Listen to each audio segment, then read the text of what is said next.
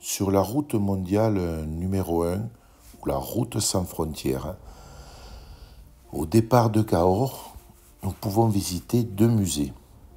Le musée Henri Martin et le centre archéologique Frédéric Lhermet.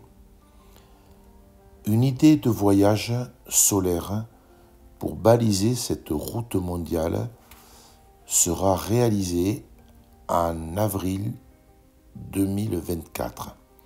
Le départ se fera de Cahors par la visite du musée. Il nous permettra de visualiser toutes les bornes qui balisent cette route avec deux trikes solaires. Voici une des premières bornes de la route sans frontières, installée entre Cahors et Saint-Cyr-la-Popie dans les années 50. Une démarche en faveur de la paix après la Seconde Guerre mondiale.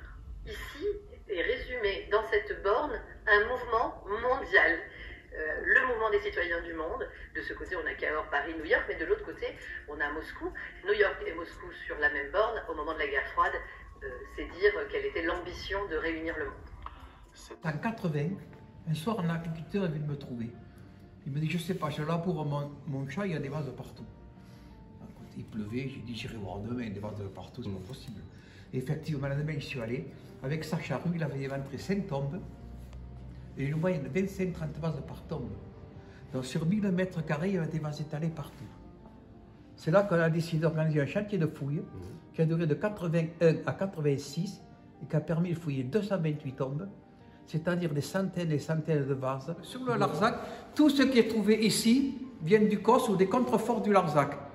C'est un petit centre archéologique qui est petit, donc ce n'est pas la peine d'exposer des choses qui viennent de partout.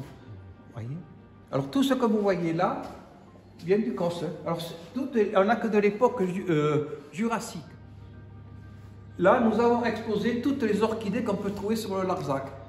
Vous voyez qu'on dit souvent, les gens qui viennent sur le Larzac, c'était pauvre, il n'y a que des cailloux, il n'y a pas grand-chose à voir. Alors que on a des dizaines et des dizaines d'orchidées. Mais là,